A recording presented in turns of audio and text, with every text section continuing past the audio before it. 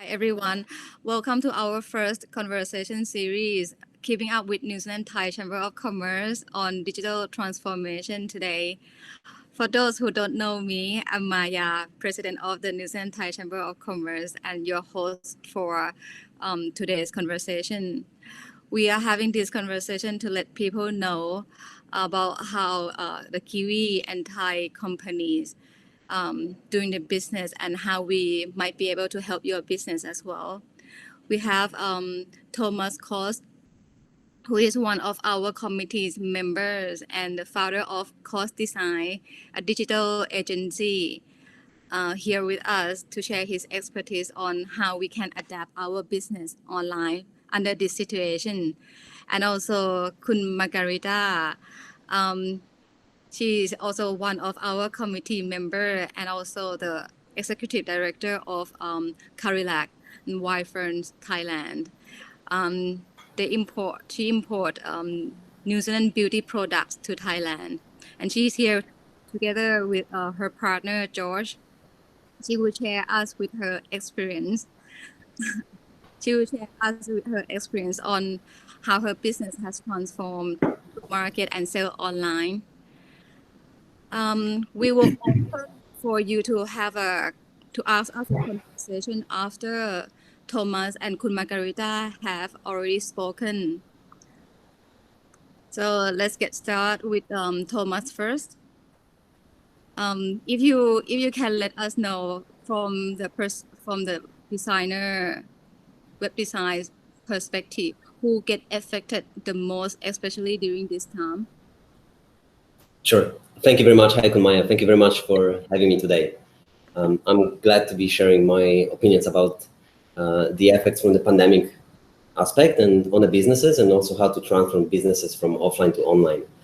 So at KOS, we offer full range of services, starting from website design, development, and e-commerce. That's our core business. But on top of that, we provide all supportive services such as branding, digital marketing, IT solutions like hosting. We've been doing this over 14 years for pretty much every industry, whether it is finance, banking, hospitality, you name it. And some of our clients are Naraya, Bangkok Bank, Sensory, AA, or Sharp. So with the nature of our business, it is really important for us to stay ahead of the game. And with this difficult situation right now, we try to help our clients best we could, which was analyzing the data that we have in hand, and also predicting the trends and markets, and leading our clients into the right direction. So that's what I want to share today with you on this webinar. And so going back to your question, it has been widely discussed already all over the places how much industries like airlines or hospitality or events or retail in general been affected.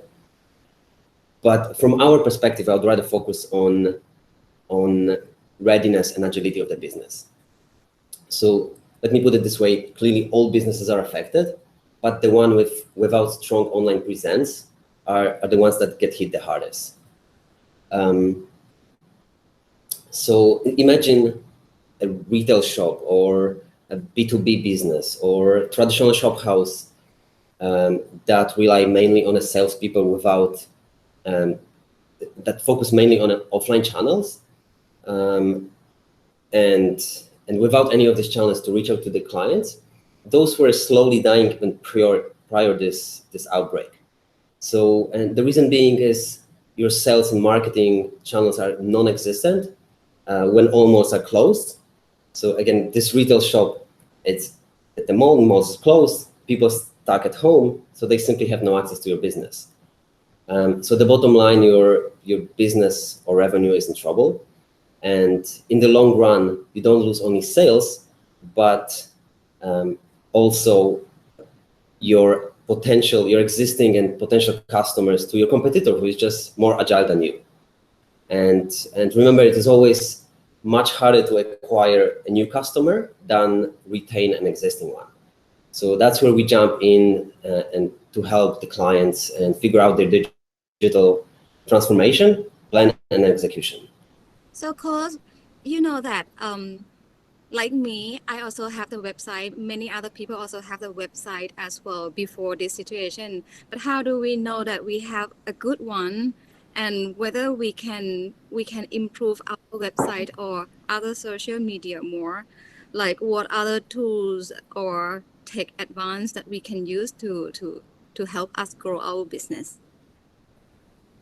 Sure, that's a great question. So the first thing to do is really check if you're offering key attributes like convenience, reliability, and speed.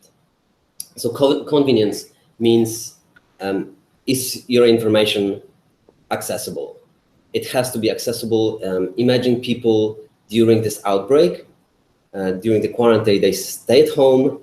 Can people look up your service or your company name in Google? That's first thing.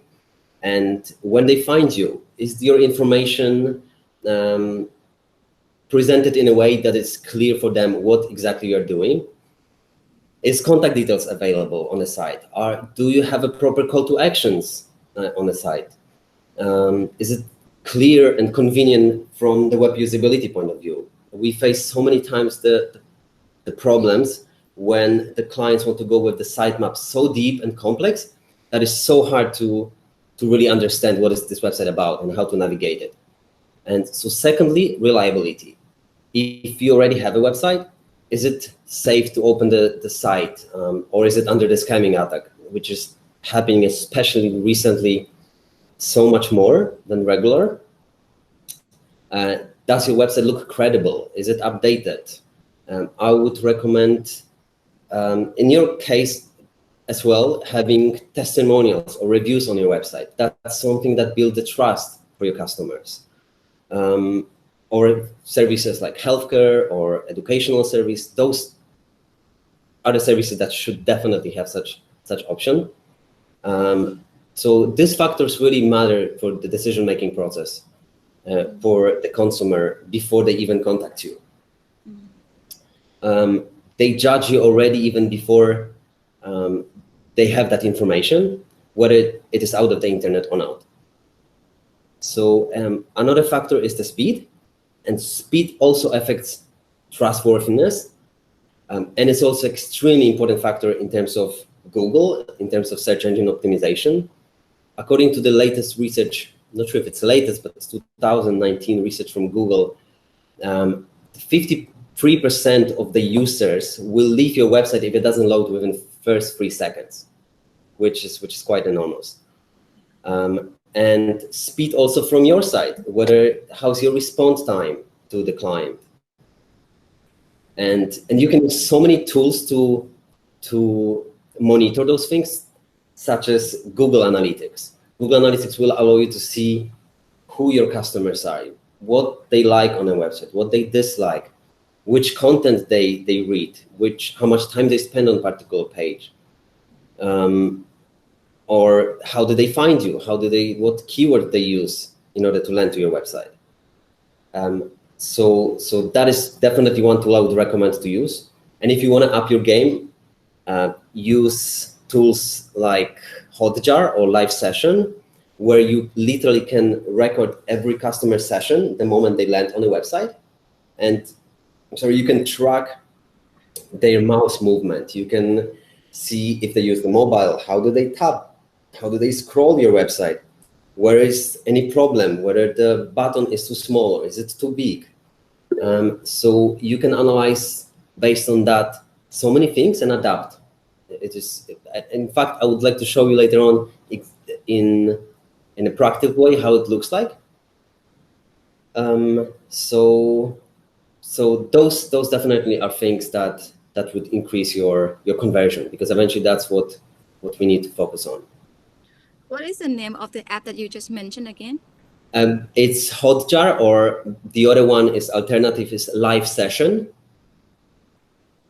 And it's pretty fascinating. So imagine you just literally watch a video of your customers. How do they browse your website?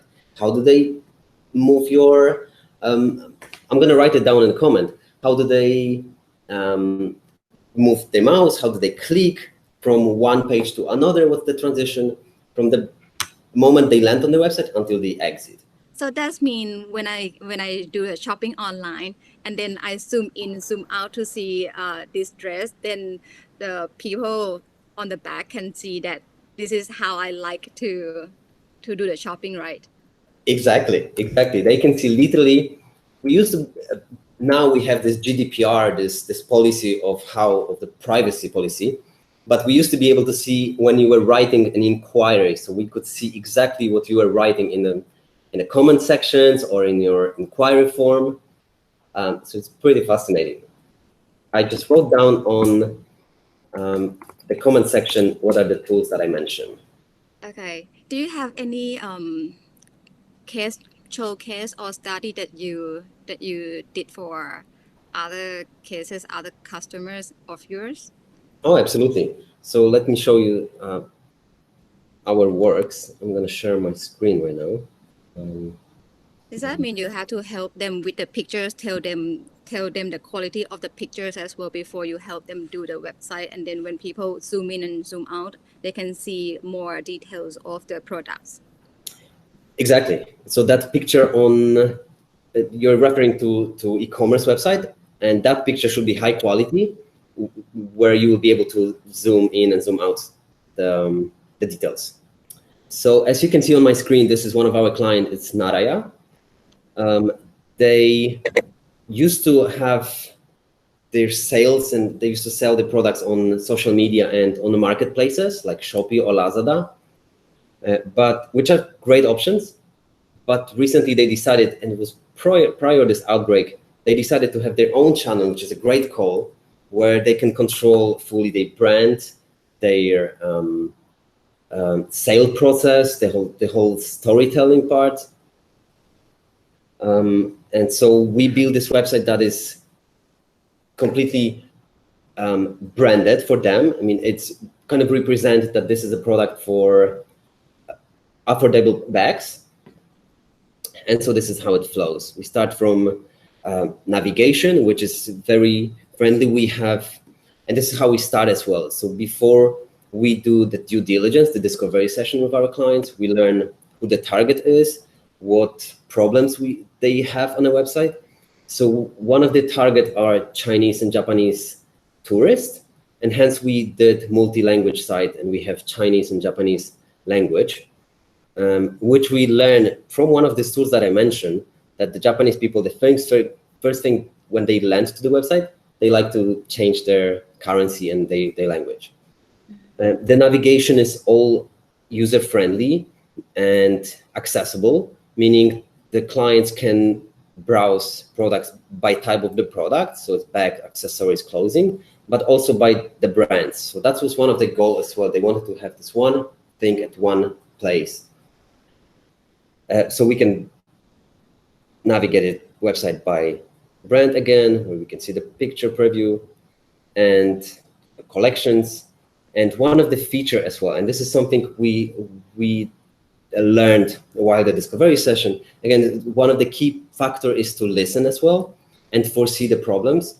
So we learn while we discuss with clients that many times their clients asked, especially when they're the tourists, I am at the Radisson Hotel, where is the closest shop to my locations? Hence, we build this feature, Find Our Store, which if you share your location, because that's something we have to ask, it will show the closest location to your ranch within 5 kilometers.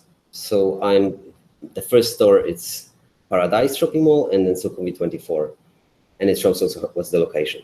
So those kind of features are, whenever we build them and we advise clients, they should be the ones that really solve the problems and help the clients. And the features that you mentioned, going back to the homepage, one is also hero banners with call to action. So every single banner has its own call to action that leads to the right direction. Then we have categories. One of the features is we show within one range featured products, most popular and best sellers. So it's all about user experience and user interface that is not overloaded. We could have the same sections, one section under another one, but then the website would scroll too much.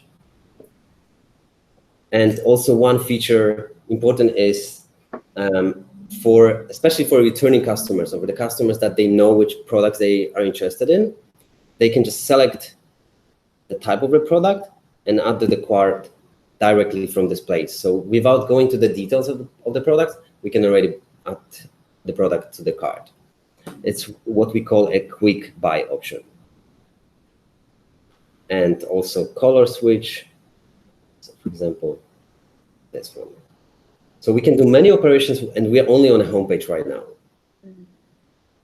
And the promo and important section of the contact. So if we go to the Bex catalog, it is a section where we can see all products. We can filter them by sale or new arrivals or type of products, again, category, and so on. And the feature that you mentioned is inside. That is the zoom. I believe you referred to that. Yeah. Right. So yeah, exactly.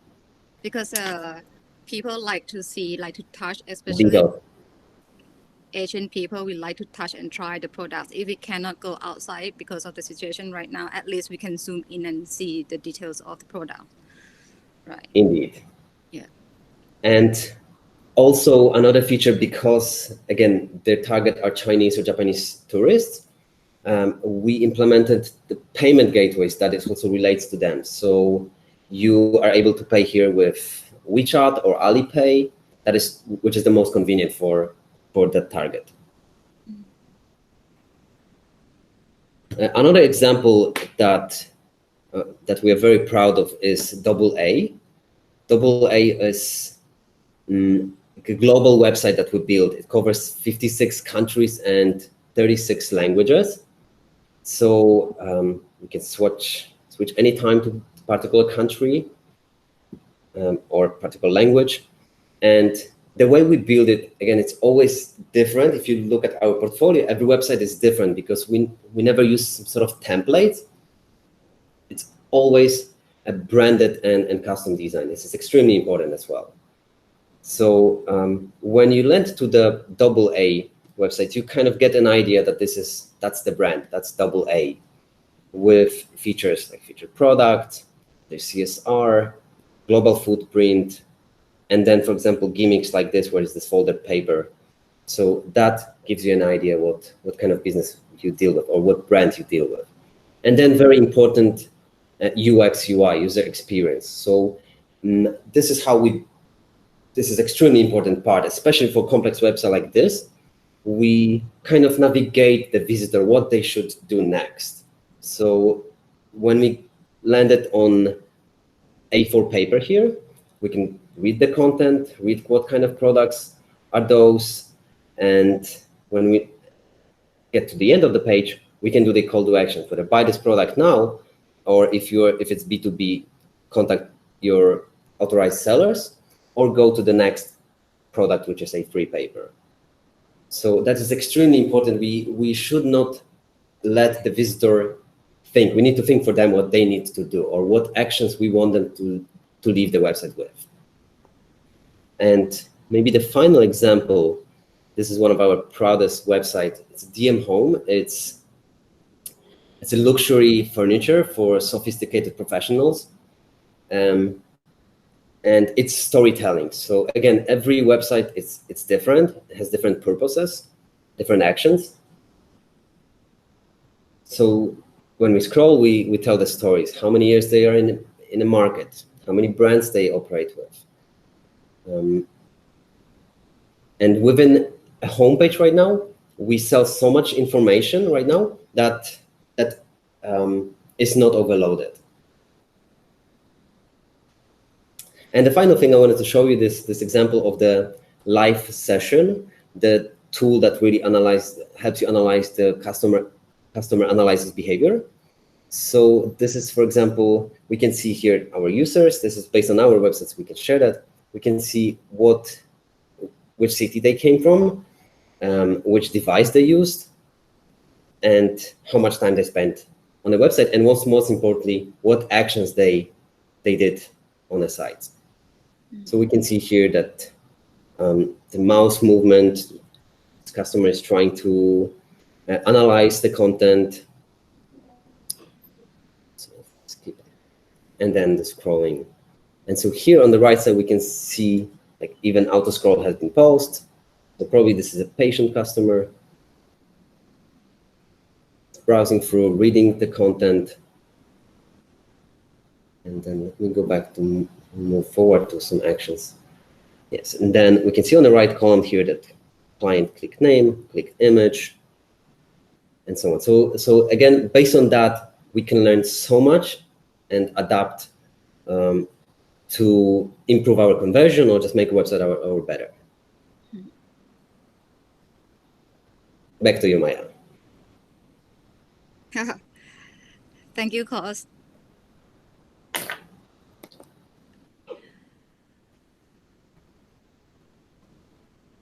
Stop presenting. Okay, thank you, Thomas. คุณ Magaritta คะ ค่ะคุณมายา We already hear the technical part already.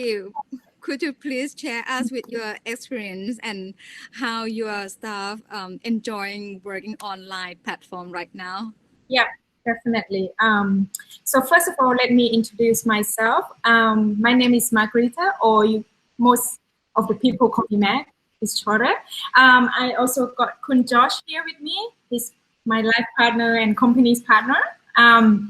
So today we are actually gonna talk about our experience that we've been through, especially the COVID-19 times. So Ferns is actually a skincare brand imported from New Zealand. We are actually the importer and exclusive distributor for this brand. So in Thailand market, we actually selling many channels, both online and offline.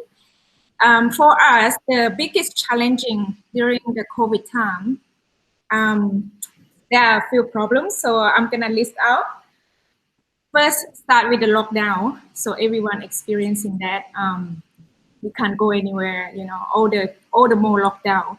So our shops also have to close, you know, in the mall. So this is exactly what Tomasz was talking about. Yeah. Which is that if you're retail only, yes, you get nothing. You're done. Yeah, you're done for 1.5 months at least. And the next one is shopping fear. So even though you know, just the mall shut down or some of the business shut down, people actually afraid to go out, you know, due to the virus itself, or people just, you know, the news, Facebook. the PR media, you know, making people just don't want to go anywhere, just stay home. And so for us to approach them, that's another, you know, challenge for us. Next one is people actually losing jobs, and you know, some people still working at home. People get frustrating at spending. That's also another challenging for a lot of business, not just ourselves. I think last but not least will be people actually have more time to questions. It's kind of good and bad, I think. You know, people actually have more time to browsing more stuff, have more time to, you know, try to find out, to compare each product with each brand. Watch the reviews, they see competitive products. Yes. They've got all the time in the world. Yeah, they just so they want to make sure they spend their money on the right product for them. Yeah. Okay, so for all this that happened during these few months, it's kind of really sad event, you know, the pandemic. But I think we see it as an advantage, you know, to kick us out of our comfort zone. So we actually have think of a lot of ways to approach the customers. First of all, like Thomas said, you know, e-commerce, very, very important. Because if your shop closed, you got no way to reach your customers at all. So for us, we actually have our website since we launched actually, but we have to concentrate on the upgrading and testimonials and stuff like what Thomas just mentioned, including review and stuff. So we actually still kind of like starting to updating a lot of stuff, but we also changing the themes and stuff. This one's still ongoing. But that's also in, you know, in the steps that we have to take for us to, you know, like stand out from other brands. Going back to the question about Maya, yeah, it's been a big challenge to move a lot of our staff from retail selling face to face, which is what they're the best at, to being able to move to online channels to sell. And some of them you even have to teach how to do emails and that sort of thing. You know? Yes. So it is a challenge. Yeah, it is. Yeah, and our staff really enjoying that. You know, sometimes you have to teach them from the beginning how to use, how to Google inside or like, you know, type the www.fernsthailand.com. So go through step by step. You really have to be patient at that. But at the end, you actually earn the success from, you know, your client. You're like, oh, okay, she purchased it, so all good. You can see, like me, I lost quite a lot of hair. It's probably from this. Kun Meka, I think many business have the different type of the products that they have. Some they have actual products that people can see and sell, and some like consultancy service you cannot really have the products. But I think every business has the difficulties how to communicate to their clients or customers. How about your customers? How do they test? They cannot test the product during this time. How do you communicate to them that this product, it will absorb into your skin very quickly and there's no sticky on your skin after you apply with it? How you communicate with that, for example? Actually, our admin staff actually have to kind of go through the description, some ingredients, because we experience a lot of people who are allergic with other stuff before, and you know, try to bad experiences. So you have to go through all the textures, how it's gonna be like, and also the feeling after you apply. So our staff, they're all actually experiencing all our skincares before, talk through from their own direct experience to the customers.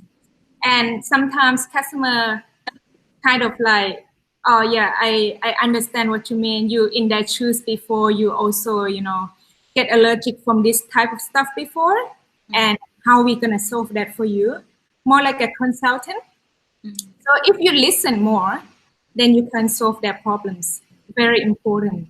If you don't listen, you don't know your client's problem, then you know you cannot do anything. Like clients will not trust you either that you can solve their problem. You know? And we notice a pattern emerging, and that is that they are just buying a little bit. You know, I think they're afraid of the price or something like that, or they just want to try. They buy a little bit, and then their feedback is real good. Like they just say, man, this works great. My pimples are gone, or my kid loves it.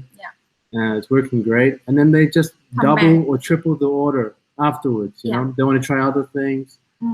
So a lot of this is looking after repeat business. Like Tomasz said, it's easier to look after your customers than it is to get new ones. And that's what we see. Okay. So next one that we actually had to concentrate a lot during this time is the social media. In Thailand is really big in social media, including Facebook, Line, Instagram. Actually, one of the most challenging for us is the live on the Facebook. We actually have launched it during COVID time. I think it's just the best kick for us because we've been thinking doing that until like we actually ready to launch it. What we do is we providing products knowledge to customer, so they get some knowledge from, you know, watching you on the live, not just try to hard sell them or anything, but more like, everyone gets some knowledge and can use for their daily life while they're experiencing the COVID. For the most important things of the social medias, okay, would be graphic and content. To have the good social media and your customers follow, even though you have so many likes, so many followers, it doesn't matter if your content and your graphic is not attractive enough, because your customer just gonna be like next, they just don't engage with your post at all, and that's mean you're not gonna get any sales, or they're not gonna talk to you. That's just one of those brands. So very, very important if you're considering about launching more of the social media channels. Okay, next one that we actually consider and we were actually launched during the COVID time were we seek for more partners online, so such as Lazada, Shopee, JD Central, and other big brands online stores. So it's quite important for everyone to collaborate during this time. You can't launch your brand alone by yourself and you said, oh yeah, I'm gonna make the most out of everyone. That money just gonna come to me. No, everyone got a bit, and everyone can help each other during this difficult time. So it's quite important that you see what kind of your service or products that suitable for which channels, which online channels that you think that you guys can work together. I recommend that would be really good during this time. I'm just gonna wrap up with the tips. Okay, we have some tips for, say, if you are existing business or you haven't even done an e-commerce before. I would say the first thing is invest on your staff, training your staff in a digital. Maybe your staff know or don't know yet, but it's important to train them so they're on the same page with you, so they can communicate with your customers. Okay. Secondly is knowing your target market, because if you're doing ad on your Facebook and you don't know your target market, you're gonna have to spend a lot of money and end up no one buying your stuff. So you need to know, say, if your target market age is 20 to 40 years old, you gotta specify that, what kind of things they like, because in Facebook you can kind of choose what favorite things they like to do or what brand they like to follow, that kind of thing. It's quite important to consider that. So you can kind of, put the ad through these people, then putting the ad through, some random people that they might never gonna buy from you. The third point is, as Thomas said, like SEO, all the tools that is important for your e-commerce channels. So you have a website, you will need those tools to bring the customers into your website, because no one gonna know that you're just like a shop on the address that no one ever walk past. So you need that traffic to come to you by having the SEO, having the Google Analytics, having other tools that can help the traffic come to your website. And then after that is the time that they decide whether they want to buy from you or not. Yeah, it's quite important, including payment gateway that Thomas did for his client. Because if they find a way, so they have, say, they have a Visa card, and so they can get the point from the Visa card, and you don't have that payment gateway for them, you can only transfer, you will lose that client straight away, because it's quite important for them to get some points in return. Yeah, okay, the fourth point is increase your channels, so like I said, if you have try to collaborate with other online channels, then it's quite important that they promote you, you promote them, all the traffic come to you guys, both, you know, in both ways. It's a win-win situation. So yeah, this one, I think, I can't really specify who's the best for who, but I think you know the best, what you choose. The fifth one is the graphic and contents, as I mentioned already. Very important. If you don't know how to do graphic or contents, or you don't have time, it's better to find the expertise, like, you know, someone can look after this for you. It takes a lot of time to create something. Only one post probably can take like 2 days. And you can't just post one post. You have to post maybe, you know, 4 or 5 posts at least a week. Yeah. So people know your news, you know, your updates. Okay. And yeah, I think that's final for me. Josh. You know, business people, like, you know, you don't have time to learn, you know, how to build a website or how to understand the principles of Google Ads or whatever like that. So if you try to mess around with that and you don't learn it properly, you can end up wasting a lot of money. Yeah. You can blow a lot through and get no result for it. So that's why I always recommend that you get a consultant, get someone who can look after that for you. Yeah. That's probably the best thing if you can't handle it yourself. Most people don't have time. They got the business to run. You know, they got better things to do, you know. So that's why it's a hard path. Yeah. So I think we do our business and let other people do some of our other business for us. Exactly right. Yeah, exactly. So we hope that, you know, our showcase and tips can kind of help you less or more. I'm not sure, but you know, this is what we've been through, and I think it's good to share. And if you guys have anything to share with us, we are more than welcome.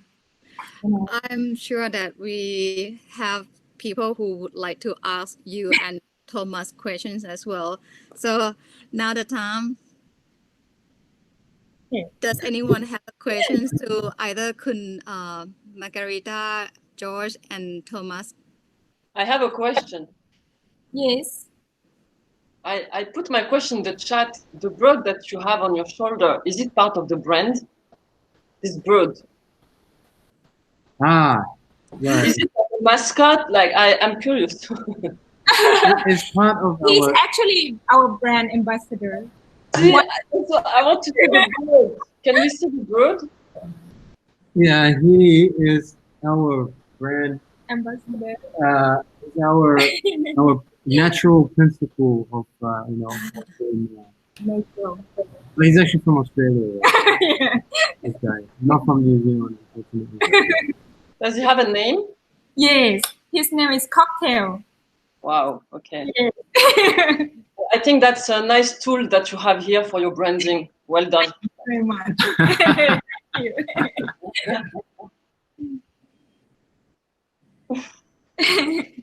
Like you can get one too, man. Yeah. Wait. Actually, I also have another question, a serious question, if that's okay. How do you know when you promote on social media? How can you make the difference between posting a lot and so maybe harassing or spamming between this and being relevant? Because it's hard to be relevant if you have to post like 5 times a week. Yeah, absolutely. And also, sorry, and my second question linked to that is when you post and you don't get much engagement, does it mean it's a flop? Yeah. So first questions is like, how is it, you know, if you post a lot, and what's the difference, you know, the line between spamming and actually trying to relate to the customers? Yeah, in the end, it's really about knowing who your customer is and what they expect to see from you. Yeah. And for our brand, we don't provide, we don't know sale, we provide education. We teach people how to look after their skin. Yeah. We show them how the product works, why the natural alternative is better. Yeah.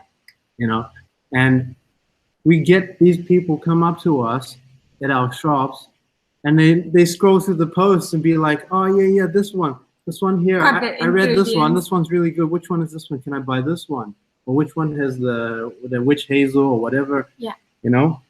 I think the product knowledge is quite important for us to not just try to only promote the sales.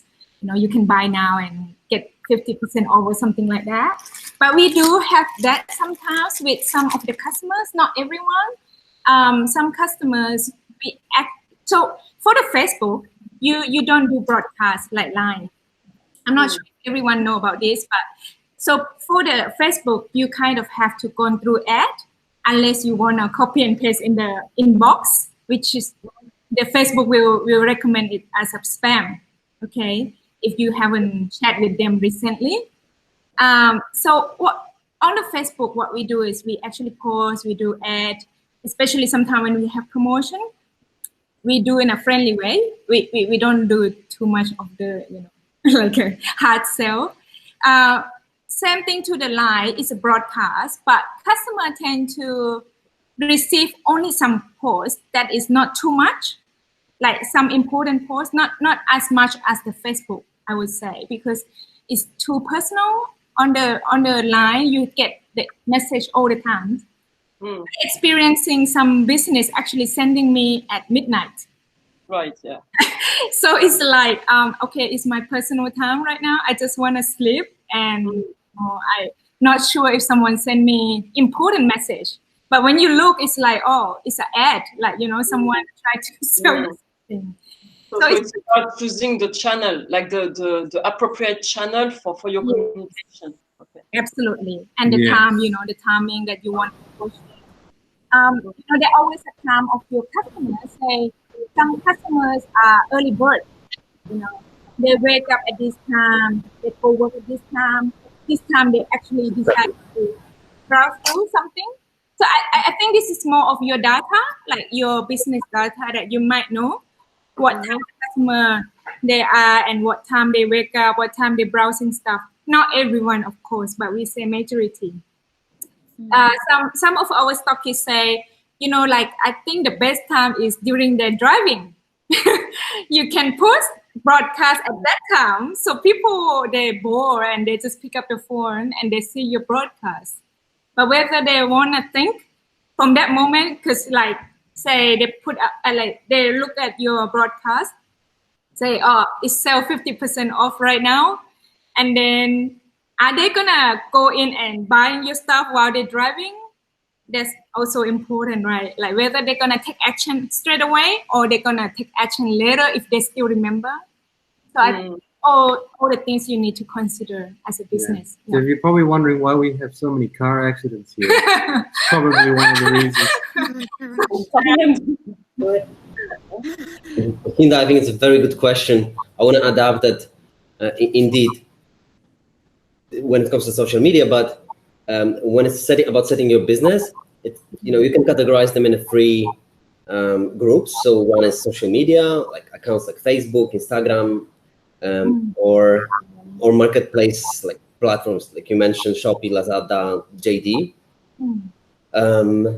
or having your own website. So I think the best scenario is to have them all. It's not always the case, but that's a great scenario.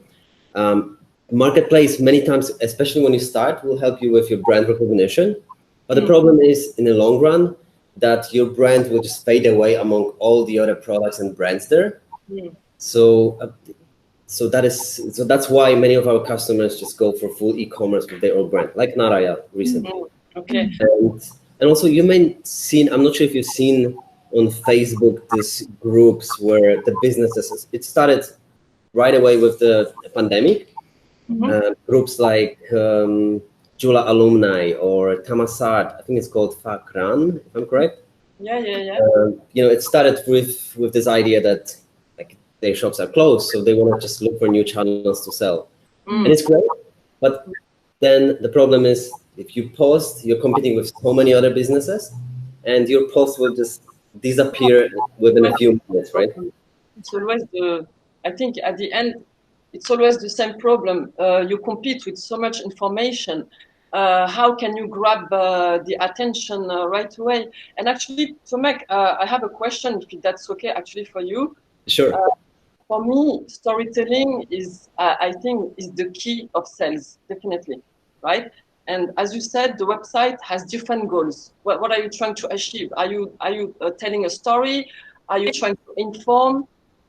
And how do you briefly, what is the process of creating a story on the website, knowing that you have different tabs and it has to be clear and it has to grab the attention right away? Like, what is the key, the key structure to storytelling on web? So every case is different. It always depends on your target audience. A pattern.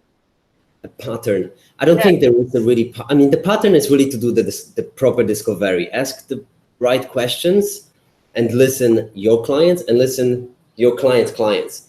Right.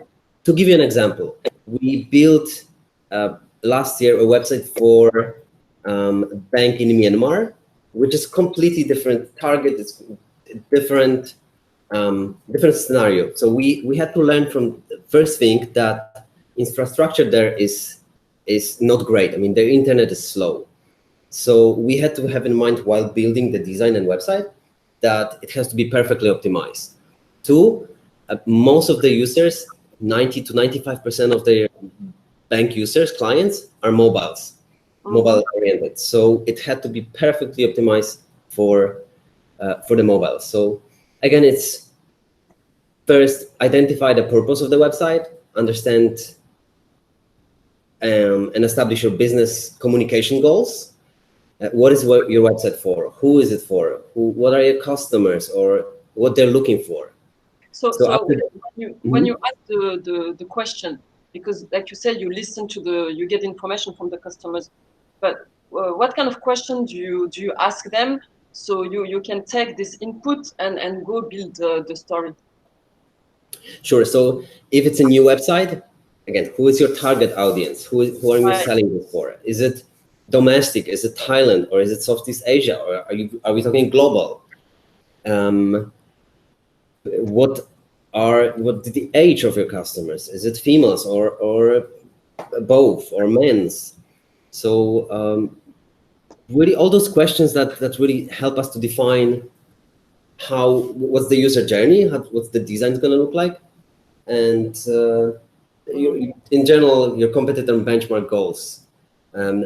So whether, again, I mentioned this earlier, what actions do you want your customer leave the website with? Whether if it's a hotel, obviously you want them to leave with the actions and booked room. If it's a product, with successful checkout page. If it's a service, get inquiries. So it's always very important to set up proper call to actions. Yes. Mm-hmm. Thank you. Sure. Thank you, Hina, for your questions. Do we have any more questions? Because of our time limit, we can have one more question if you guys would like to ask Kun Mac and Thomas. Hi. Hi. Can you hear me? Yeah, we hear you. Okay. I would like to ask like some issues like I'm interested in the government policy. Like, what do you think this transformation would affect the change in policy, and like how would those policies affect the transformation regarding this digital policies in terms of from the top? Are we talking about the government policies or what kind of policies? Yeah, the government the policy from the Ministry of the Digital Economy or something like that. DVD. I don't think you should pay attention to that. I think you should just do your job. You should just continue, make your online channel stronger. If you have a website, you should pay attention what best you can do. Automation tools to improve all your processes, sales, marketing, ads, or general operations. So I guess we all always have to follow any policies. Like, for example, now we have this, it's coming to Thailand as well, the GDPR that comes from Europe, the privacy policies. It's a hassle. We have to add this one, especially from my perspective. I personally don't like that very much because it's one more actions to do for the visitors, where you have to just click accept these cookies. Nobody really cares. Nobody knows even what it for, or doesn't matter. It's been since the beginning of the internet, but we just have to follow.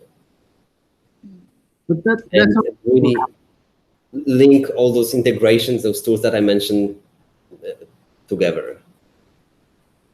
Is that just for the European visitors, isn't it? Is that who it applies for right now?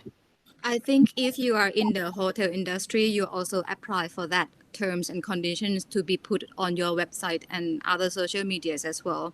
And if I can add a little bit, that if you have to check your business as well with the Ministry of Commerce, whether you need to have the license to sell the products or to sell some certain type of products online or not. But other than that, just like Thomas said, concentrate on how to build your business, how to make your website look better. Great. So Sure. And I think actually it's coming to Thailand. I think it's coming to Asia as well. It's in Singapore. I think you're right. I mean, it's going to be here soon, pretty soon, if not next month or within 2 or 3 months. yeah. But for now, say if you geo-lock your site to Thailand visitors only, you don't have to comply, isn't it? You don't have to do that. Yes, no, you don't have to do that yet. However, very soon you will have to you will have to control the data that you store from your clients. So any newsletter sign-ups, you will have to pay attention to security. Yeah. Well, if you would like to understand more in legal industry, stay tuned. Exactly. Stay tuned. Thank you very much, Thomas and Kun Margarita and George as well. And your little bird, that's very cute. And thank you everyone coming for watching us today, and hope to see you next week. We have our ambassador Taha McPherson and our trade commissioner Ryan Freer to join us next week. Wonderful. So hope to see you next week again.